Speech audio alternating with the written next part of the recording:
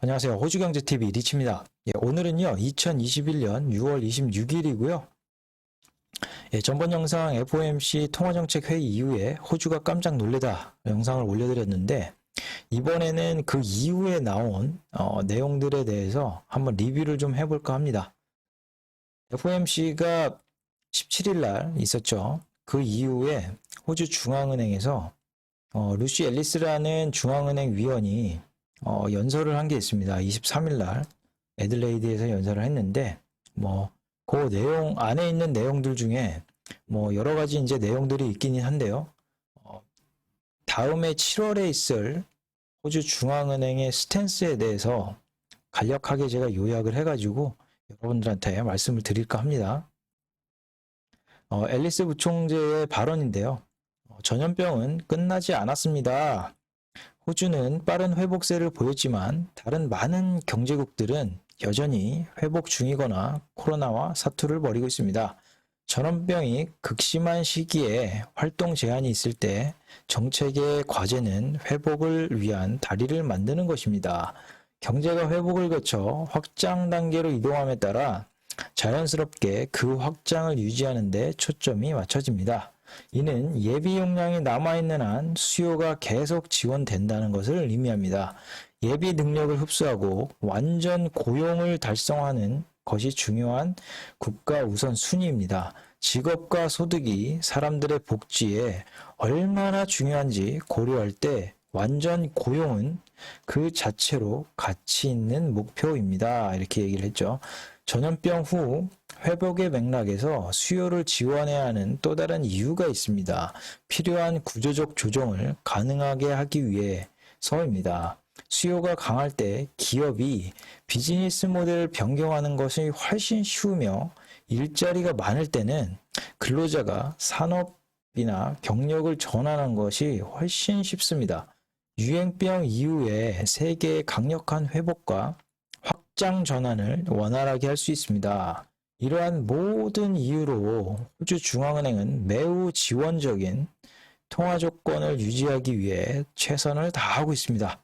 이러한 정책 설정의 목적은 목표와 일치하는 완전 고용, 인플레이션으로의 복귀를 지원하는 것입니다. 앨리스는 중앙은행에 의해 약 4%로 추정되는 완전 고용을 달성하는 것이 3% 이상의 임금 상승과 더 강력한 인플레이션을 달성하기 위한 중요한 전제 조건이 될 것입니다. 라고 말했습니다. 중앙은행은 금리를 인상하기 전에 2024년까지 이러한 조건이 충족될 것으로 예상하지 않습니다. 이렇게 말을 했습니다. 그러니까 여전히 호주 중앙은행은 계속 지원을 해줘야 된다는 거고, 고용하고 물가가 올라올 때까지 우리는 금리 인상을 인상하지 않겠다. 한 4% 정도로 실업률이 좀 나와줘야 되고, 그 다음에 임금 상승률이 한 3%까지 올라올 때, 그때서야 비로소 물가가 올라가는 현상을 볼 것이다. 그게 이제 2024년까지 우리는 못 볼 것 같아. 그 스탠스를 여전히 유지를 하고 있다라는 거겠죠.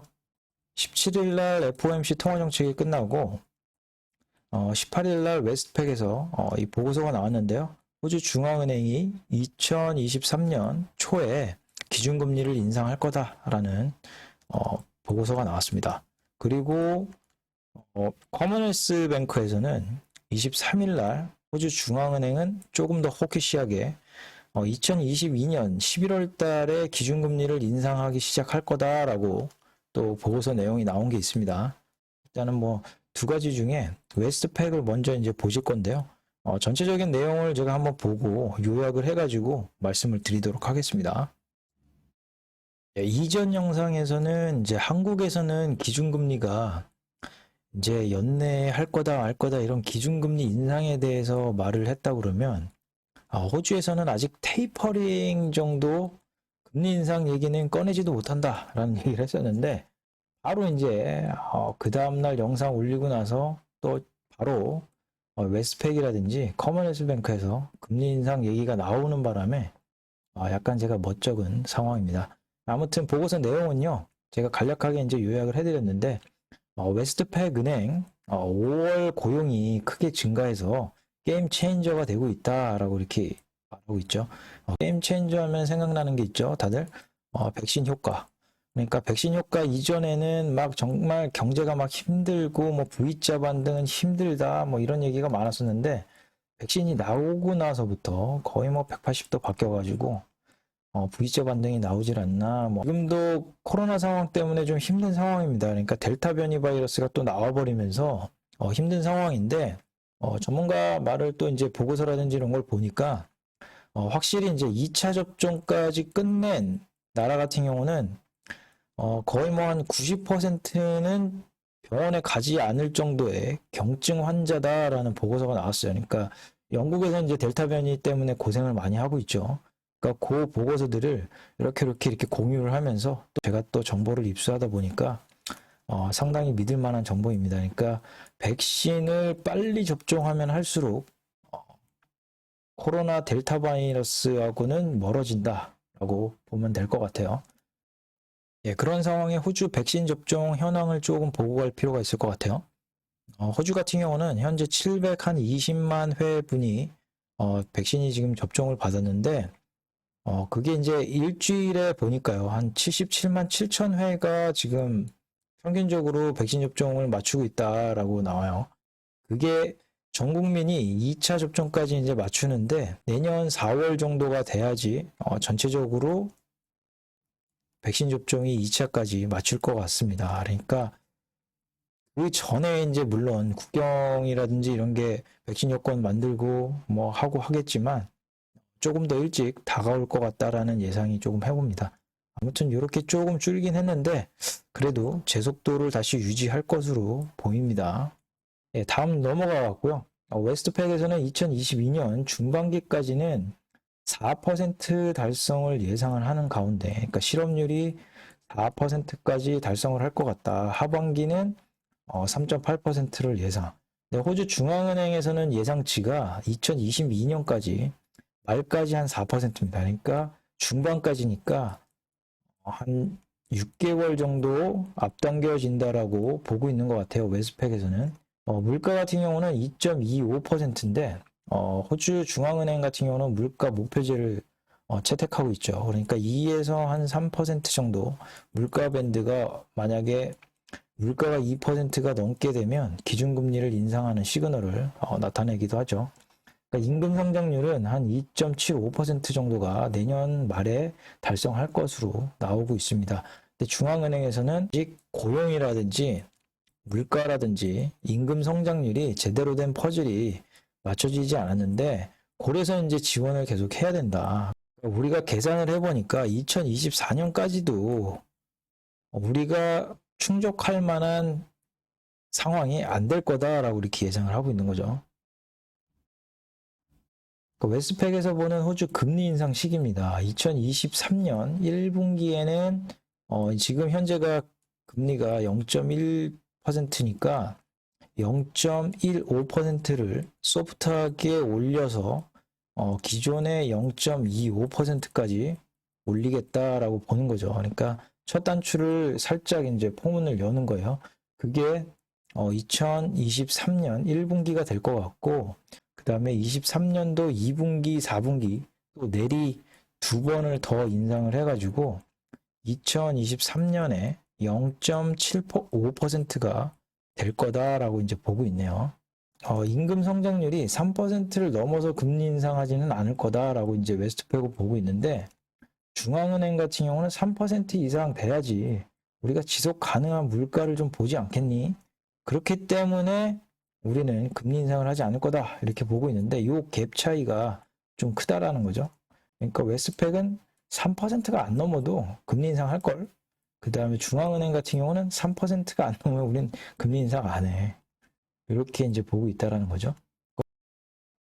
요번에 이제 7월 미팅이 조금 중요한데요. 저는 이제 말씀을 드리지만 호주 경제에 있어서 변곡점이 될 것 같다라고 얘기를 합니다.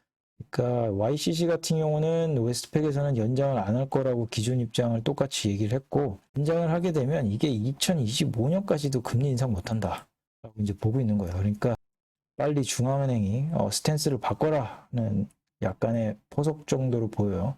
우리의 뷰는 2024년이지만 2023년이 될 것으로 앞당겼다.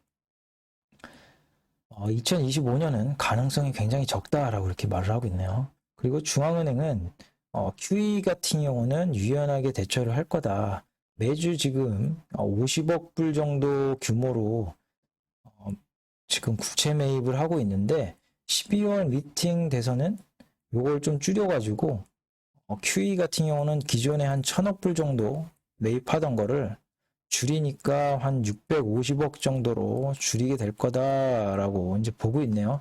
그게 이제 2022년까지 천천히 테이퍼링을 진행할 것으로 스탠스를 얘기를 하고 있네요. 여기 전에는 500억이라고 얘기했는데 다시 또 150억 정도 좀 늘렸어요. 예, 중앙은행은 이렇게 말했죠. 빠르면은 우리가 2024년까지 뭐 고용이나 물가나 이거 달성 못할 거다라고 이렇게 보고 있는데 이 문장은 요번에 7월 달에 바꿀 거다라고 보이는 것 같아요.